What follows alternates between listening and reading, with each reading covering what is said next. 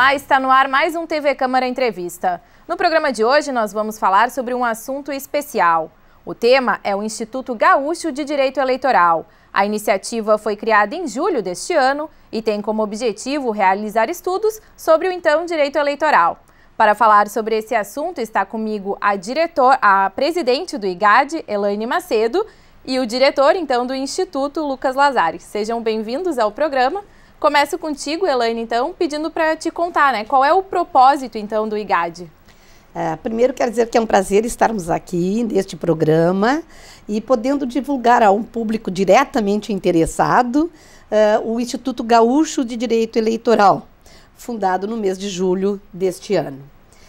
O Instituto é um instituto apartidário e também sem qualquer fim lucrativo.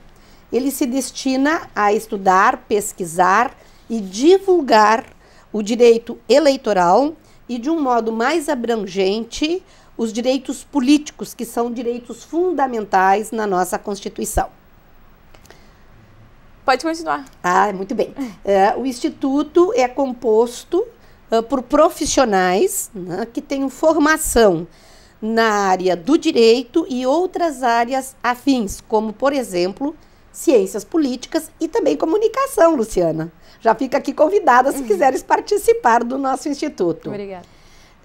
Ele tem uma composição, por enquanto, bastante singela, porque está recém sendo construído, vamos dizer assim. A diretoria eleita é composta de 4 membros, eu na condição de presidente, Maria Lúcia Leiria, que já foi inclusive presidente do Tribunal Regional Federal, como vice-presidente, o Lucas, que integra a diretoria e é o tesoureiro, e o Tedesco, que integra também a diretoria e que é o secretário.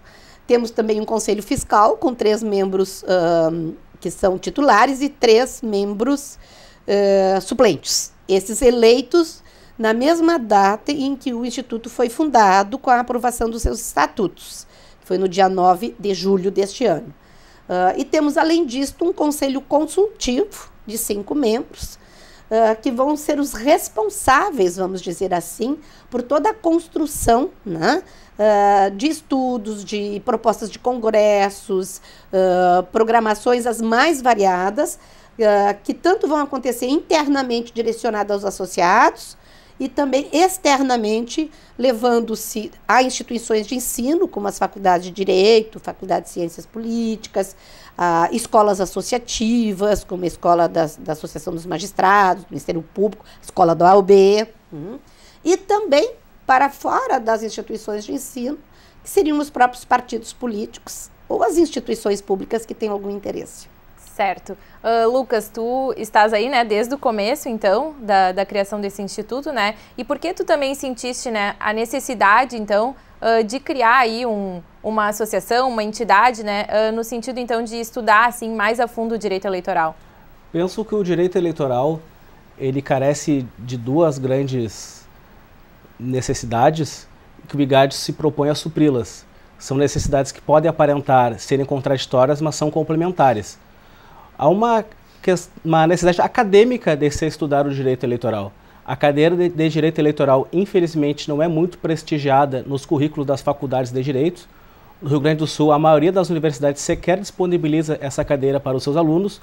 As que disponibilizam, como regra, disponibilizam como cadeira eletiva e com muito poucos créditos. Então nós sentimos a necessidade de reunir pessoas que militam na área do direito eleitoral, reunir advogados, servidores do TRE, magistrados, membros do Ministério Público, para estudar o tema, para construir doutrina sobre o tema, para ajudar o estudo acadêmico da matéria. Mas há uma outra necessidade que o IGAD também precisa suprir e que é uma necessidade que eu sempre senti como cidadão, que é como comunicar bem ao grande público as matérias, os assuntos que envolvem o direito eleitoral. Direito eleitoral nada mais é do que a área do direito que trata da organização do poder político. Portanto, o seu interesse, o seu conhecimento não pode ser restrito a especialistas e não pode ser restrito à academia. É por essa razão que eu, a Elaine e todos que deram o pontapé inicial de fundação do IGAD, desde o início, não queremos que fosse um instituto apenas de juristas. Fizemos questões de convidar comunicadores, de convidar cientistas políticos, cientistas sociais, que são pessoas que fazem do seu trabalho, da sua área de atuação, ao estudo da política, o estudo dos fenômenos que interferem na vida política, que é o que interfere na vida do cidadão cotidianamente. Certo. Tu falastes nessa questão, né, que vocês não querem pessoas só da área jurídica, né? Quem se interessar, então, em participar do Instituto, como é que deve proceder? Vamos deixar o seu e-mail, Elaine, por hora? Pode ser, porque como o Instituto ainda está sendo montado, vamos dizer assim, nós carecemos de registro junto aos registros públicos, CNPJ, esta questão está sendo agora arrumada, né? Então, podemos deixar o meu e-mail, quem quiser entrar em contato, né? Seria elaine@fhm.adv.br, para que possa fazer o contato e receber as instruções. E não existem pré-requisitos? Tu falou, como por exemplo, pessoas da área da comunicação podem participar. O que precisa ter, assim, para que possa participar da iniciativa? Como o Instituto é um instituto científico, requer sim uma formação profissional, né? Porque ele se propõe a fazer um estudo científico. Mas o problema não é centrar apenas na área do direito. E toda e qualquer área afim está habilitado a se candidatar, a se tornar associado do Instituto. Sim. E a gente, que nem tu falastes, né, ele é recente, do mês de julho, Elaine. Vocês já têm algum cronograma de como vão se dar as atividades, grupos, reuniões, grupos de estudo, né? Sim, nós já fizemos uma reunião prévia, teremos uma reunião nos próximos dias, né? E vamos atacar inicialmente. Primeiro, atender o próprio associado, instituindo um grupo de estudo interno. Aí tem que ser associado para participar, né? Este grupo de estudo vai fazer um cronograma de encontros e o próprio grupo que participar dele vai escolher as temáticas iniciais. Acredito que está caindo de maduro aí a questão da reforma política. Que está tramitando no Congresso Nacional.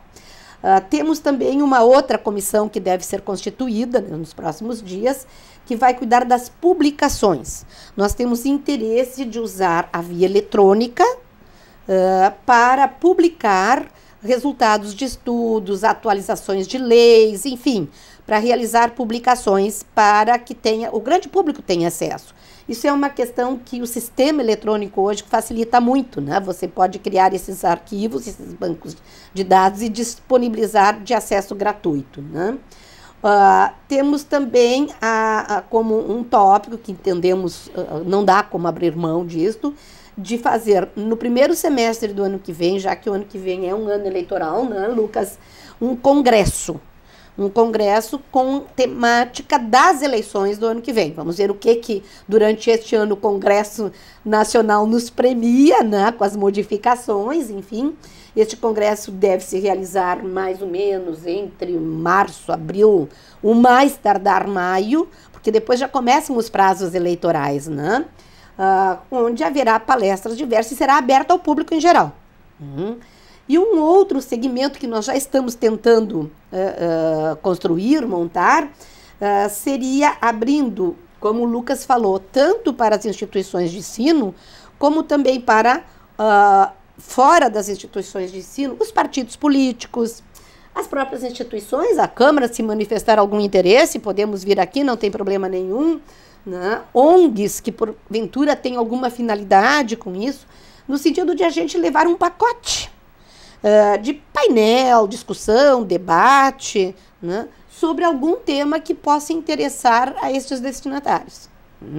Então, nos procurando, faríamos convênios, né, e levaríamos o conhecimento e o debate e a discussão, seja para essas instituições, sejam elas de ensino ou mesmo instituições voltadas à política. Certo. Lucas, como a Elaine falou, então, né, dos convênios, de repente, então, com universidades, tu falavas justamente, né, da falta de debate especificamente sobre o direito eleitoral dentro da academia, né? Já existe aí algum contato, algum interesse de alguma universidade? Vocês pretendem fazer esse trabalho também bastante voltado para a academia, visto que eles não têm tanto esse trabalho do direito eleitoral? Temos interesse já temos contatos com algumas universidades, com alguns professores universitários que nos procuraram. Ainda não podemos divulgar porque ainda não oficializamos nada, mas já estamos em conversa sobre o tema. E essa sim é o objetivo que nós estamos procurando desde o início, de suprir essa lacuna que as nossas faculdades de Direito deixam pela questão de secundarizar o direito eleitoral na sua grade curricular. Certo. E com relação também, tu falaste, Elaine, vocês pretendem fazer um congresso no ano que vem, né? Mas vão existir outros tipos de debate para levar até o público o que está sendo estudado? Sim, pode, por exemplo, uma universidade monta um esquema de uma noite ou de 2 noites para fazer um debate sobre os principais temas da reforma política. Né? A questão do distritão, por exemplo, só para tocar um exemplo, né? Embora tenha sido já na Câmara dos Deputados, tenha sido repudiado, mas o tema está aí, o Senado ainda está discutindo também, né? Então, vamos falar sobre as formas de representatividade, quais são os sistemas de representatividade, qual é a diferença entre a representatividade proporcional, a distrital, o distritão misto, enfim, o voto distrital misto. Bom, esse é o assunto que vocês querem. Nós montamos o trabalho, escolhemos os palestrantes, montamos o trabalho em si e levamos à universidade. Isso sem nenhum custo, porque como ele não é um instituto com fins, ele é totalmente sem fins lucrativos, né? A única coisa seria eventual custo que teria que ser coberto. Suponhamos que São Gabriel queira que o Instituto vá até São Gabriel. Ótimo, vamos lá. Eles teriam apenas que nos custear o transporte. Né? Mas nós levaríamos a Unicamp de São Gabriel, levaríamos um debate sobre a questão das formas de representação. Estou dando apenas um exemplo. Certo. Né? E isso nós estamos abertos a qualquer instituição de ensino, a qualquer partido político. O Instituto é apartidário, qualquer partido político que queira que a gente faça uma exposição sobre um determinado tema para os seus filiados, não há problema nenhum. Organizamos, agendamos e iremos fazer isso. Certo. Eu penso que é difícil saber se os juristas se comunicam mal, se eles são uma fonte ou se a imprensa tem dificuldades de comunicar corretamente temas complexos como esse, mas que afetam diretamente a vida do cidadão. E esse é a reforma política, eu penso que é um tema, que é um exemplo claro que o IGAD tem a pretensão de resolver esse grave problema, na minha opinião, que é o problema da comunicação para o grande público dos temas que estão acontecendo. Se a gente conversar com qualquer pessoa, mesmo de nível superior, e questioná-la qual as diferenças entre distritão, distrital misto, distrital puro, financiamento de campanha privado, misto, público, as pessoas vão ter muita dificuldade de compreender o que está acontecendo e algo que afeta diretamente a representação política. E o parlamento nada mais é do que a representação da sociedade. E a forma como nós elegemos nossos representantes diz muito sobre a nossa vida. E são temas muito complexos de serem comunicados. Eu imagino o drama que um jornalista de política tem na hora de comunicar algo como isso. Eu imagino também, fazendo meia-culpa, o drama que deve ser para um jornalista ligar para um jurista e ouvir de uma fonte termos inacessíveis para quem não é de formação jurídica. O IGAD também se propõe a superar isso. E por isso que nós convidamos jornalistas, alguns jornalistas muito renomados, aceitaram se associar ao IGAD, que nos encheu de orgulho e de desafios também. Com certeza. Tu falaste dessa questão, né, dessa linguagem jurídica. Vocês pretendem trabalhar de que forma, então, para tornar mais simples, né, toda essa linguagem mesmo? O fato de haver comunicadores associados significa que vai ter pessoas puxando as nossas orelhas, Elaine, sempre que eu e tu formos demais usarmos. O outro lado, se me permite, é o fato de que nós temos... Eu, por exemplo, também sou professora, né? E leciono com a graduação. Então, eu consigo me comunicar com os alunos da graduação para lhes ensinar a disciplina que eu leciono, sabendo que eles são uma página em branco, eles estão estudando. Aquela disciplina eles não tiveram, eles não conhecem nada. Então, eu tenho que me comunicar com eles de maneira que eu possa transmitir, né, o conhecimento e abrir o juízo de reflexão deles. Então, nós temos muitos professores também na área, né, que podem ajudar nesse sentido, né, de que a nossa linguagem ela tem que ter o mesmo tom que o público possa exigir. Uma coisa é falar para pessoas que são do direito, Outra coisa é falar para pessoas que estão recém estudando direito. Outra coisa é falar para pessoas que já são da área do direito. Estou falando direito porque é a questão do direito eleitoral, né? E falar para um grupo que já é da área do direito, mas que não tem ainda uma especialização na área do direito eleitoral. Então, são linguagens diferentes, né? São linguagens diferentes. E, para isso, nós temos que unir os nossos esforços, né? Seja com a condição de professores, seja com a condição dos comunicadores, que nos ajudam também nesse aspecto, né? E Elaine, tu és professora, então, né, universitária, né? Agora, no mês de agosto, eu estou fazendo 27 anos de magistério superior. Certo. O que o Lucas levantou essa questão da academia, né, do direito eleitoral dentro das universidades. Como que tu enxergas essa questão? Ela precisa ser melhor trabalhada? Veja, eu tive a grata honra de ser presidente do Tribunal Regional Eleitoral do Rio Grande do Sul. Tive um mandato de 2 anos, né, eleito pelos meus pares, tribunal do qual eu me aposentei, Tribunal de Justiça, primeiro como vice e depois como presidente. Eu costumava dizer que o Tribunal Regional Eleitoral era o tribunal da democracia. Os tribunais regionais eleitorais, claro, eu me referia ao do Rio Grande do Sul, no âmbito do Rio Grande do Sul, mas que os tribunais eleitorais, de um modo geral, seriam os tribunais da democracia. O Lucas colocou muito bem essa questão que esses direitos políticos, que é, na essência, votar e ser votado, vamos dizer assim, numa linguagem bem popular, né, é a essência da democracia. Nós não podemos imaginar uma democracia sem o voto. O voto não é o único instrumento da democracia, mas é um instrumento fundamental. Por outro lado, né, a questão do votar e ser votado implica num desdobramento de inúmeros outros direitos fundamentais políticos, né? E isto tem que ser da noção da cidadania. Um dos questionamentos que se faz nas universidades, de um modo geral, é que o Brasil ainda carece de uma cidadania densa. A nossa cidadania é muito frágil, ela não tem densidade. E isto começa pelo... Como é que a gente adquire uma cidadania com maior densidade? Evidentemente que começa com conhecimento, né? E, acima de tudo, com o conhecimento dos seus direitos políticos, que é a origem de tudo, é a fonte de tudo. Me dá muita tristeza quando, num período eleitoral, se ouve uma pessoa dizer, eu não sei em quem eu vou votar, eu quando chegar perto da minha sessão, eu vou pegar um papelzinho no chão, aquele que eu pegar vai ser o meu voto. Isso me deixa triste, acima de tudo, muito triste. Agora, eu não posso culpar essa pessoa. O sistema é responsável por isso, né? Então, o IGAD tem essa função social de abrir uma porta, né? De exatamente enfrentar o conhecimento dos direitos políticos. Tu falou, né, tu citou esse exemplo, então, de pessoas ali que pegam o papelzinho do chão, né? Mas o Instituto, ele tem como objetivo chegar até essas pessoas também, não chegar só a universitários, chegar nessas outras pessoas e como, né, fazer isso, Elaine? Através de determinadas instituições. Por exemplo, os próprios partidos políticos. Não, os partidos políticos, eles têm associados. Os associados são dos mais diversos níveis, né, no sentido de formação, né? Existem associados com uma formação mais simples, outros com formação mais avançada, enfim. Mas é uma coletividade bem heterogênea.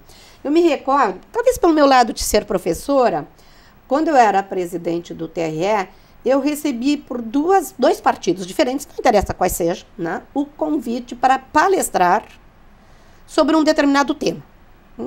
Na época, a questão estava bastante em discussão, a questão da cota de gênero. E eu fui palestrar para esses dois partidos. Claro, não era no auge da eleição. Isso os dois partidos foi depois das eleições, né? Organizaram cursos de preparação, de capacitação dos seus associados, e eu fui palestrar. E me causou espécie, Lucas, que na primeira palestra, a primeira era voltada para vereadoras, que quando eu falei que a lei da cota de gênero é de gênero e não de cota de mulheres, causou, assim, dentro daquelas mulheres associadas políticas e eleitas, porque era um curso de capacitação para vereadoras, uma surpresa geral. Elas desconheciam isso. Até porque hoje, né, hoje, no caso, a lei é voltada porque as mulheres são minoria, mas se fosse o contrário, seria voltada para os homens, né? Praticamente hoje é a questão da mulher, mas a lei não tutela a mulher, a lei tutela o gênero. 30%, 70% limites de ambos os gêneros. Então, isso pode ser 50-50, 60-40 e tanto faz se na cota maior está homens ou mulheres. A tutela é do gênero. E causou surpresa. Tu vê, isso é uma questão que eu cito isso como um exemplo também. Mas há muitas questões no âmbito do direito eleitoral que não é de conhecimento. Então, nós temos instituições que podem recepcionar isso. E eu vou dizer mais, por exemplo, um colégio de periferia. Se nos convidar, né, convidar o Instituto para ir lá e fazer, olha, vamos dizer para os nossos alunos o que significa votar, ser votado, o que significa a representação proporcional, a majoritária. Nós estaremos alcançando outros segmentos e não só os segmentos universitários. Certo.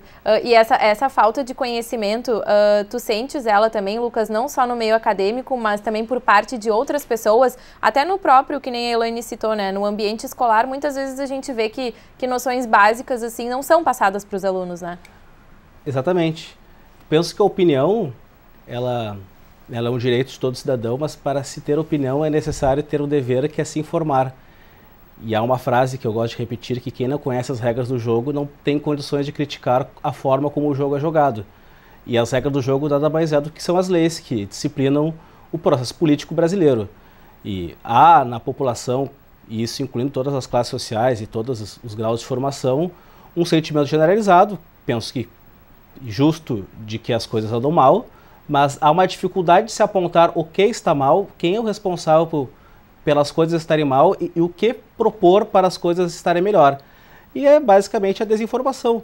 Não se sabe a quais poderes determinadas situações são responsáveis, não se sabe a quem se deve apelar para determinados fatos não existirem mais, e é o problema da desinformação, que é generalizada. Enfim, os responsáveis pela desinformação, não penso que, historicamente, né, pode ser útil se estudar, mas a questão, na minha opinião, é como superar isso. E eu enxergo essa lacuna que eu comentei no início do programa, que juristas são uma fonte e jornalistas têm dificuldades de comunicar questões de direito. Estamos agora no auge da Operação Lava Jato, onde há prisões preventivas sendo decretadas semanalmente, e são raríssimas as pessoas que sabem o que é uma prisão preventiva, o que acaba gerando uma falsa sensação de impunidade quando algum acusado de cometer algum crime é colocado em liberdade. As pessoas falsamente pensam que esse acusado acabou sendo inocentado pelo juiz, quando apenas ele foi retirado da prisão, porque a sua defesa convenceu o juiz de que ele não ia fugir, de que ele não ia destruir provas. E são questões básicas do dia a dia. Não há um dia que os jornais não noticiem algo que o direito seja fonte. Seja uma operação da Polícia Federal, seja uma votação no Congresso Nacional, o direito sempre é fonte. E há um problema, que eu acho que tanto as pessoas da área do direito quanto as pessoas da área da comunicação devem se entender melhor, no caso, um sendo a melhor fonte, o outro escutando melhor essas fontes, que são ruins, é verdade, mas que devem ser melhor provocadas. Certo. Nós vamos fazer um breve intervalo e no segundo bloco, então, nós continuamos falando sobre o Instituto Gaúcho de Direito Eleitoral. Fique conosco, é um minutinho e nós já voltamos.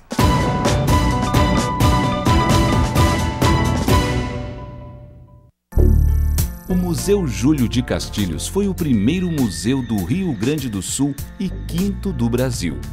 Foi criado em 1903 por decisão do então governador Borges de Medeiros. Nomeado como Museu do Estado, o espaço recebia objetos históricos da região.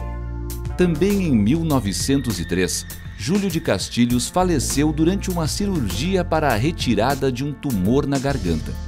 A residência do político se tornou sede do Museu do Estado.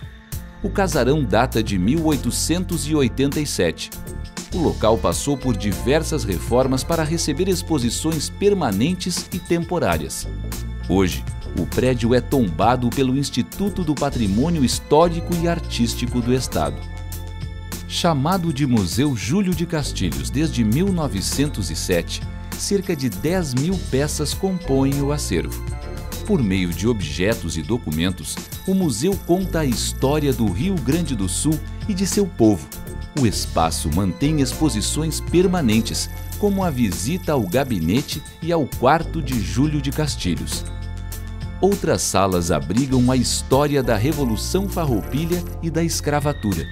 A vida indígena e missioneira também são contadas no Museu Júlio de Castilhos. O acervo pode ser visitado de terças a sábados, das 10 horas da manhã às 6 da tarde. Visitas guiadas podem ser agendadas pelo telefone 3221-3959. A entrada é gratuita. O endereço é Duque de Caxias, número 1205.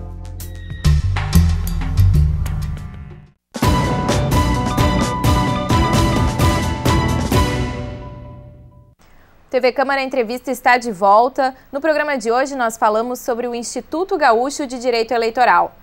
Lucas, aproveito a tua presença, então, como advogado, e vou pedir para te explicar um pouco no que consiste, então, o direito eleitoral, para quem nos assiste em casa entender melhor o que é esse campo jurídico.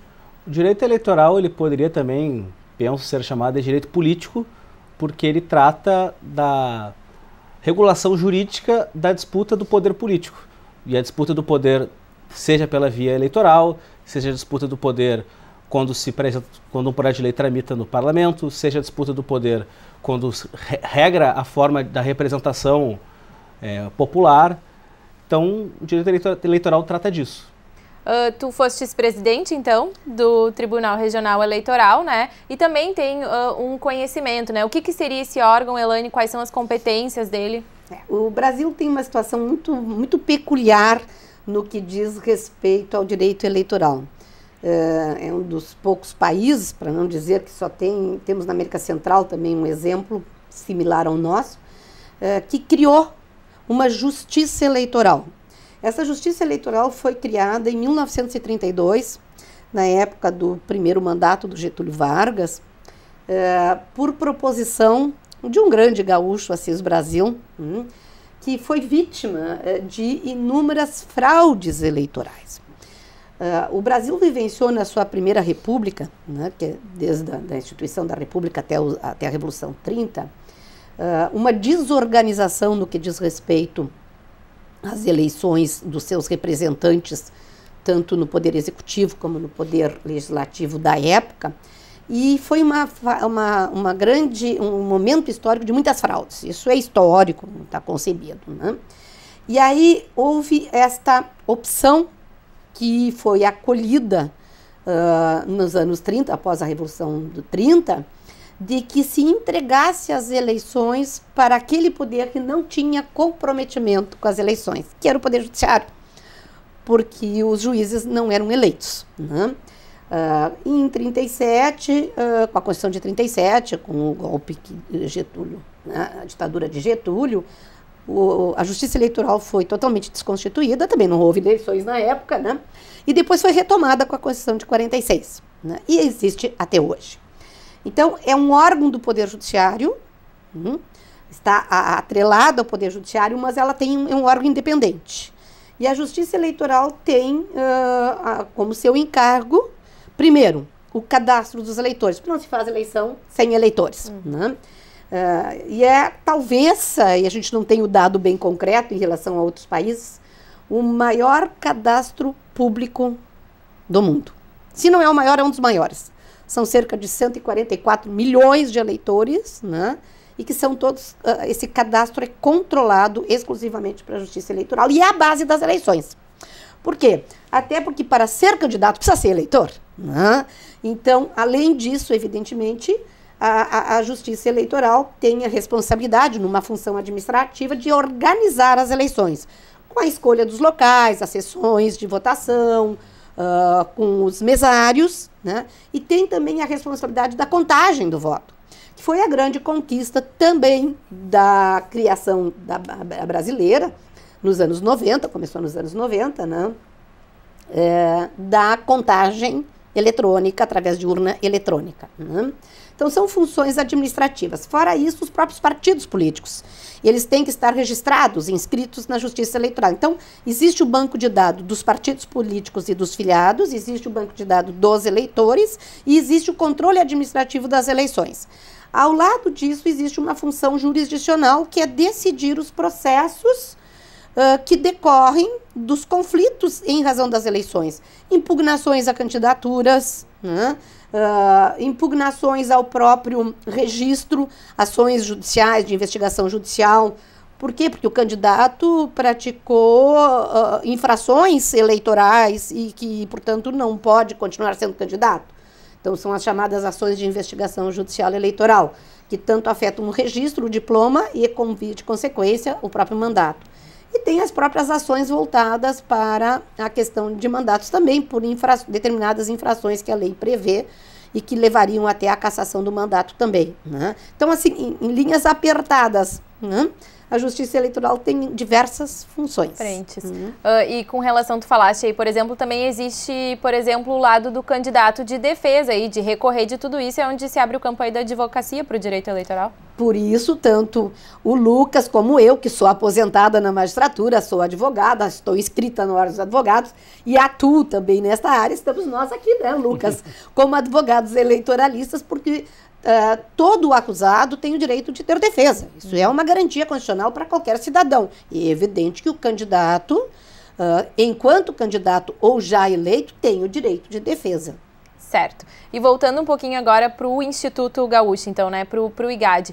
Tu falavas aí de uma iniciativa que existe em São Paulo e que é semelhante, né? Vocês se espelham ali no Instituto de Direito Público de São Paulo? Na verdade, o Brasil inteiro, quer dizer, não todos os estados, né, mas espalhado pelo Brasil, existem diversos institutos ou associações que alguns, inclusive, serviram de influência e de inspiração para o IGAD, que o IGAD é novo, né? Temos, talvez um dos mais tradicionais é o IPRAD, que é do Paraná, temos a associação, em formato de associação em Santa Catarina, e existe um Instituto de Direito Brasileiro Público, mais voltado realmente aqui, a ideia de direito público centrado na questão mais das eleições, que é de São Paulo, né? E que tem um segmento bem interessante, que está bastante atuante, que é o Instituto de Direito Público Mulher. É voltado exatamente para a questão da participação da mulher na política. Essa ideia também de tratar da questão da mulher na política deve ser desenvolvida pelo Instituto? Certamente, isso é um tema que é tema da legislação eleitoral, né? A lei chamada da cota de gênero, né? É uma lei de inclusão. Democracia se faz com inclusão. E nós partimos de uma regra básica da nossa Constituição, é de que todos são iguais perante a lei. Acontece que, historicamente, por N razões, que não viria aqui ao caso, né, desdobrar, a mulher foi excluída da política. Aqui no Rio Grande do Sul, e veja que eleições não é nenhuma questão da República, eleições já aconteciam na época do Império. Eleições o Brasil conhece há algumas centenas de anos, né? Mas vamos ficar no período da República, né? A primeira vereadora em Porto Alegre, que é uma capital de estado, é um estado sempre tido bastante um estado cultural, né? Foi na década de 40, se eu não estou em erro, quando foi eleita a primeira mulher. Na galeria aqui da Câmara de Vereadores. Então, veja que a participação das mulheres na política, ela é ainda muito pequena. O Brasil ocupa, num ranking que a ONU organizou, com base de dados em 2012, né? Ocupa o 156º entre 188 países de participação feminina nos parlamentos. Este é um ranking que envergonha o Brasil. Quando nós temos 52% de eleitoras mulheres e 48% de eleitores homens. Onde é que está a democracia representativa? Sim. Eu ia comentar que concordo com a Elaine de que a democracia ela se constrói e se fortalece quando todos os setores ocupam espaço. As chamadas minorias, que são minorias de direito, porque não são minorias numéricas, que há mais mulheres que homens, mais afrodescendentes que brancos, quando essas pessoas começam a ocupar espaços de poder, não apenas espaços para constar, quando começa a ocupar o poder, a democracia se fortalece. E eu, no IGAD, não foi por coincidência, o IGAD tem uma mulher na presidência, uma mulher na vice-presidência, e eu tenho muito orgulho de ser liderado por ela, que são duas mulheres de vanguarda, que já presidiram tribunais, são mulheres que enfrentam o machismo desde o início da sua carreira. E na política, como que tu enxergas, assim, o que se precisa avançar ainda quando se trata dessa questão de gênero, Lucas? Eu penso que o machismo, ele tem bases sociais, históricas, mas principalmente econômica. É sabido que nos lares as tarefas domésticas são, como regra, tarefas femininas, o que, se um dia tem 24 horas e a mulher tiver que dedicar uma parte do seu dia para as tarefas domésticas, ela vai ter menos tempo para fazer política. E isso reflete não apenas na representação política das mulheres nos parlamentos, mas reflete em todos os espaços de poder em que as mulheres são minoritárias hoje. A base, para mim, é essa, principalmente a questão da divisão do trabalho doméstico, ou da divisão do trabalho como um todo, que deu às mulheres essa função, e hoje há mulheres que a consciência está crescendo, há mulheres que enfrentam essa cultura patriarcal, que exigem que seus companheiros dividam essas tarefas consigo. Há homens também que, conscientes de que o machismo não favorece os homens, o machismo é ruim para a democracia, é ruim para o Estado de Direito, e eu penso que nós estamos avançando pouco ainda, mas estamos avançando. Se não me engano, essa composição da Câmara de Vereadores é uma das composições mais femininas que já tivemos, se não a mais. E é pouco ainda, né, se a gente for parar para pensar. É muito pouco, mas eu gosto de olhar para trás para a gente ver que a gente está avançando. Comparativo. Se a gente for comparar com o que deveria ser, é uma tragédia. Se a gente for comparar com o que já foi, significa que aos poucos estamos avançando. Essa questão dos gêneros, ela foi presente ali na reforma política, né, que hoje é discutida, né, Elaine? Sim, tinha um grupo de mulheres que defendia isso já vem sendo discutido também no âmbito, vamos dizer assim, acadêmico, né? Que as vagas que teriam que ser reservadas seriam nos cargos e não nas candidaturas, né? É claro que é muito difícil você conquistar essa reforma, porque significa, considerando que hoje a Câmara dos Deputados tem em torno de 9% de mulheres em relação aos homens. Os homens seriam, portanto, a maioria votante seria de homens. E para votar a favor disso significa, bom, alguns de nós vão ter que perder espaço para que mulheres entrem, né? Então é complicado isso. A gente reconhece que é bastante complicado mudar essas regras do jogo. Mas a gente pode fazer, como o Lucas disse, uma conquista histórica. Através exatamente de mexer nas origens. E onde é que são as origens dos partidos políticos? Os partidos políticos têm que ser mais inclusivos. É ali que nós temos que começar a trabalhar com a inclusão de mulheres. Não apenas para apoiar os seus respectivos maridos nas suas candidaturas, que a gente sabe que tem muito. Nada contra a mulher que não quer participar e que apoia o marido. Não é este o ponto. O ponto é, muitas vezes, a mulher se propõe, sabemos disso, isso acontece, inclusive, a gente vai depois detectar isso em processos que acabam na justiça, né? De que mulheres que oferecem o seu nome para poder fazer a cota dos 30% nas candidaturas, nem ela vota nela mesma. Ou seja, ela tem 0 votos. Por que ela não foi candidata? Ora, mas então por que o nome dela estava ali? Para sustentar o número de homens. Né? Então, isso é fraude às eleições. Isso é que tem que ser combatido. E isso é comum, assim, Elaine? Nas eleições de 2012... que é mais presente por causa da questão da eleição municipal, né? O Ministério Público, após as eleições, fez uma pesquisa para ver quantas candidatas vereadoras no estado do Rio obtiveram até 10 votos. O limite deles foi até 10 votos. Entendendo que quem tinha até 10 votos não tinha feito campanha. Se não fez campanha, ofereceu um nome para constar da lista, né? E dentro do número, foram quase 1.000 mulheres que tinham este número, entre todo o estado. E dentro desses, ele constatou que 88 mulheres eram servidoras públicas e que utilizaram a condição de candidatas para tirar férias, aumentar o prazo da sua licença gestante. Seriam laranjas, né? No caso, laranjas. E, inclusive, à custa do cidadão que está pagando o salário de quem não está trabalhando e não está fazendo campanha. E eles iam, inclusive, eu não sei como é que depois isso se desenrolou, né?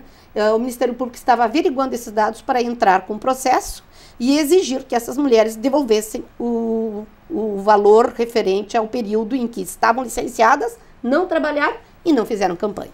Isso tudo acontece, então, durante as eleições, ali, antes das eleições, né? Sim, já a partir das convenções, onde são montados os nomes, né? E onde, para fazer o preenchimento da cota, o partido obtém mulheres, lamentavelmente, que oferecem o seu nome sem serem candidatas. Isso é falsidade. E com a reforma política, o que se tentou garantir foi os cargos, o pós-eleição. Exatamente, exatamente. Só que isso não passou, né? Não passou. Eu não tinha nenhuma fé que isso passasse. E como que tu enxergas essa questão, assim, então, Lucas, de não passar, né? De não assegurar esses cargos para as mulheres? Eu sou a favor de cotas em muitas circunstâncias.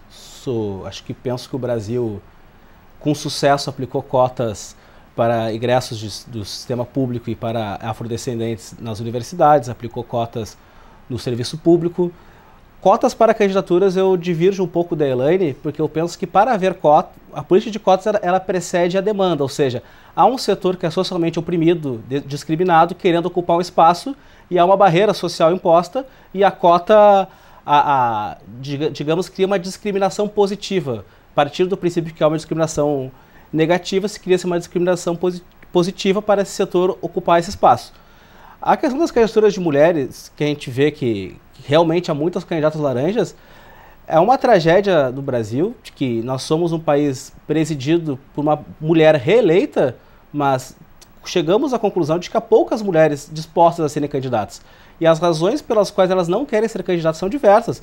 Penso que a principal razão é essa que eu comentei anteriormente, que a sociedade patriarcal retira as mulheres dos espaços da política, dos espaços sociais, e isso acaba se refletindo também nas candidaturas.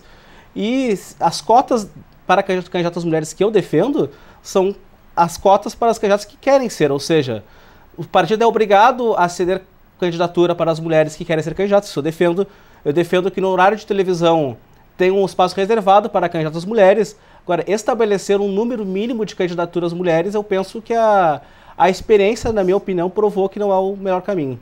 É bom a gente ver que tem essa questão da divergência até dentro do próprio instituto. Exatamente. É saudável, é democrático e é pluralista. Claro, e eu já aproveito para perguntar, né, como que isso vai ser trabalhado, então, porque a questão que envolve normalmente a política, né, existem vários pontos de vista e isso precisa ser trabalhado na hora de passar, então, mesmo isso para o público, né? Como é que vocês pretendem trabalhar isso na questão de congressos e palestras a serem ministrados? Apresentar os dois lados.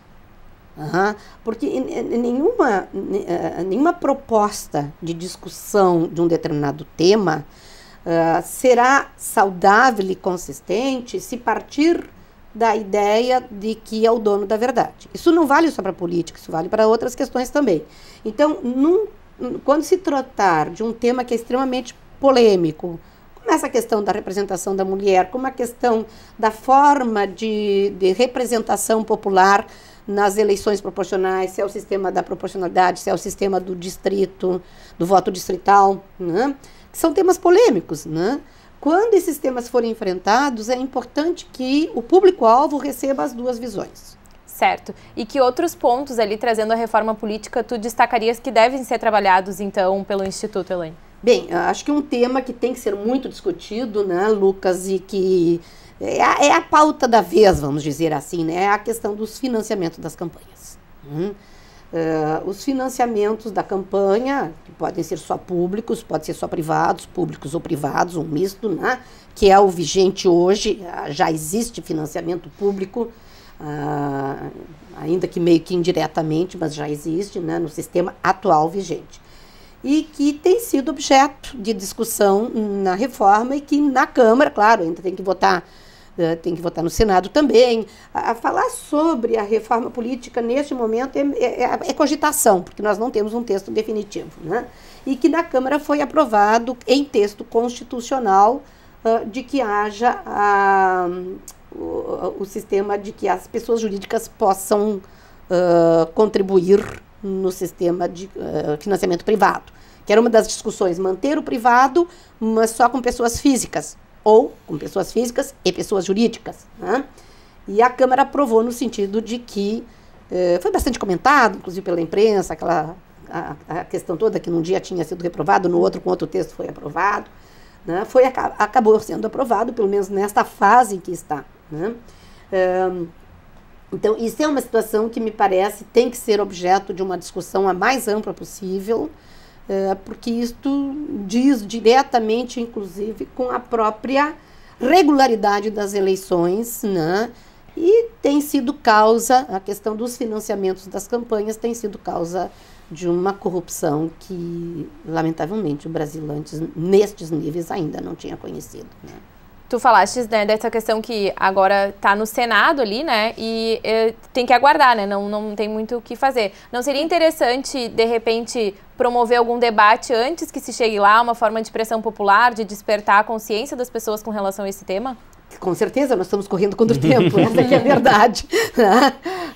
O IGAD acabou sendo fundado este ano, num trabalho que foi antecedido mais ou menos de 3 a 4 meses, porque o ano passado foi um ano eleitoral e o grupo entendeu de que não seria o melhor momento de fazer isso, né?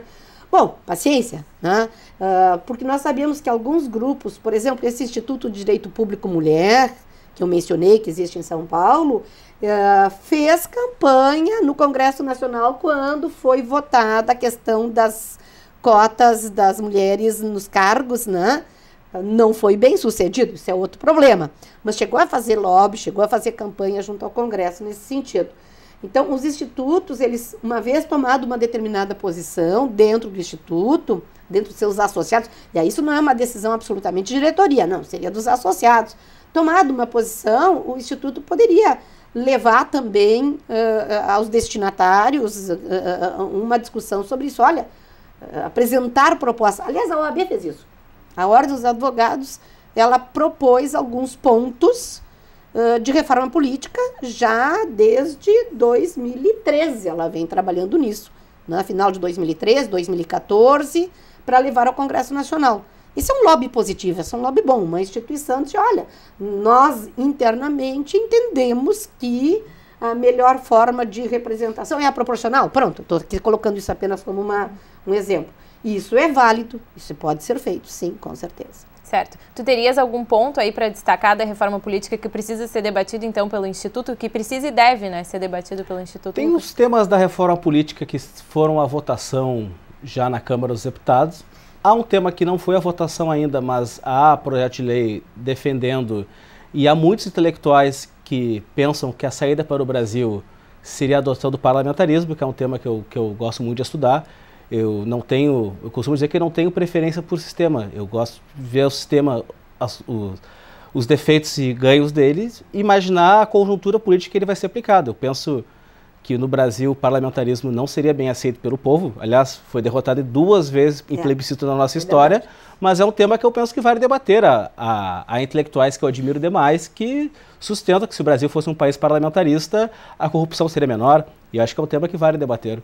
Certo. Nós temos aí uns minutinhos finais do programa. Vou deixar um minuto para cada convidado fazer sua consideração final. Posso começar contigo, Lucas? Pode.